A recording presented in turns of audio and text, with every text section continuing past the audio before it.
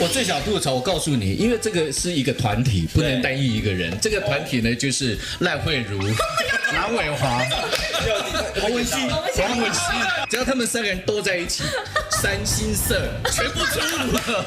文星哥，黄文兴啊，就是黄文兴。懂黄文星有没有？他真的，我跟你讲，光他的特辑可能就是播好几集播不完。他每次尤其穿内裤在那边 king， 真假？知道吗？他就说刀枪不入 king。我是铝合金做的，我跟你讲，而且网友都现在已经讲我不是30公分，都100公分了。我基本上都是让别人难忘的。文星哥，他有时候可能就是乐在其中，爱讲黄色笑话。啊，对，哎，我还不敢讲。比如说走位的时候走过去啊，我靠他肩，哎，你看给他大点。我说哈，这个没有人讲。我说我拍谁？想讲我把去看无了。黄文兴是那种人面笑匠的，比如说我跟他回忆那一场戏，大家应该都有看到，说哎，我们传力来加音墙这样子。我向你来点，不要再向你讲一讲，再向你讲一讲。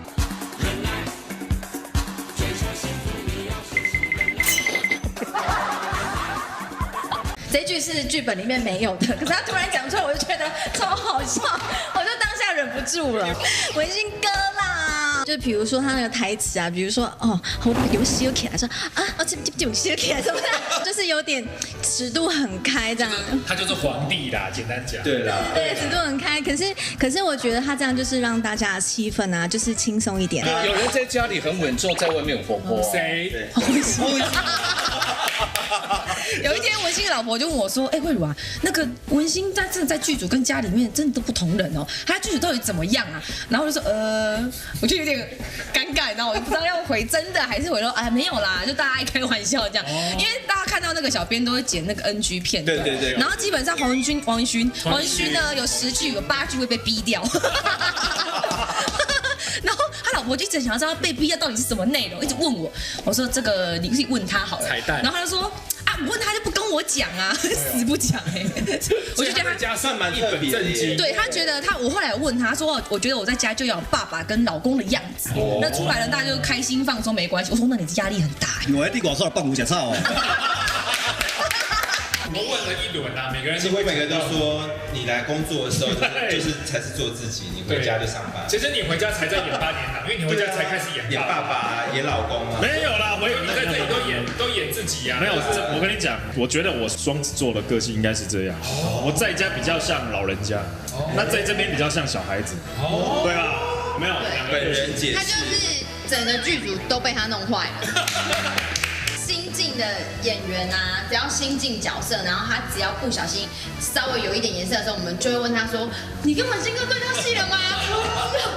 他还没怎么被传染。我跟你讲，比较难带的就是应该是居农，因为他很会耍帅啊，但他本来就很帅，所以时不时就对，时不时就很正，然后又要耍帅这样，我就想要弄他一下，但他有稍微有让我就是弄到，对。可以让那个偶包这么重的人有一点那个，他偶包太重。我觉得他现在慢慢的有回归凡间，有苦主来了，苦主之一来了，有没有？我说你被他带坏，对，没错，带坏了啦，对，他带坏我了。我们这本来是邻家小女孩哦，现在变成草原大野猫。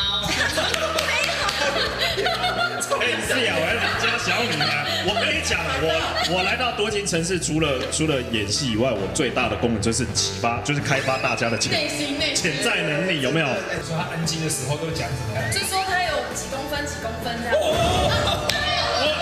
是我跟你讲，铝镁合金啊 ，king， 刀枪不入 king， 我是铝合金做的，我跟你讲。没有，他不应该是那种很痛，他是那种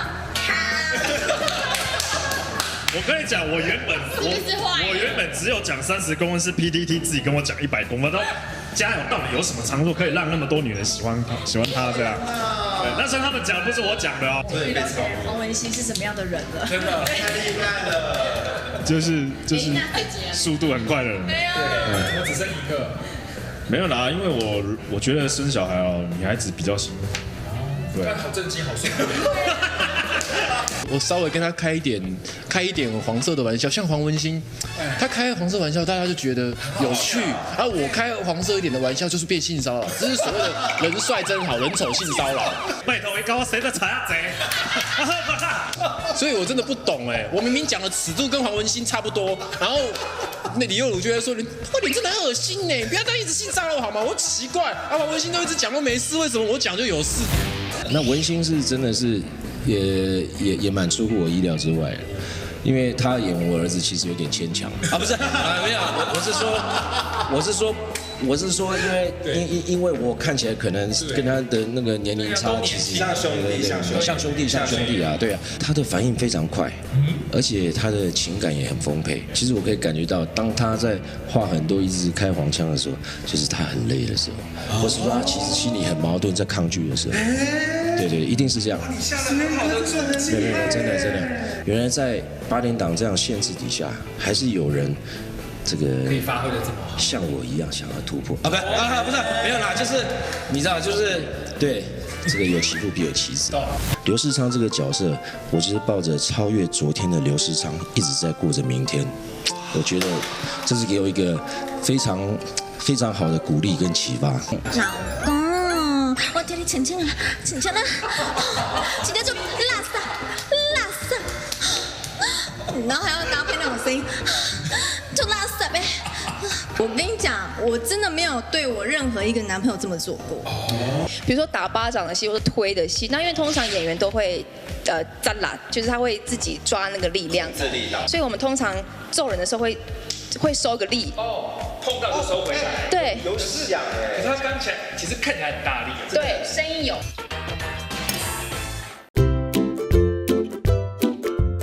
我比较难忘的应该是思思啦，她这个线因为是从小青梅竹马，所以那个感情的东西会比较深刻，而且就是整个层次写的也比较满。那你说文珍跟 Carol 也不是说不好，但他们就少了思思那种温柔，剩下2个都是比较强硬一点。毕竟佳瑶她只是为了某些利益跟他们在一起。我觉得黄轩的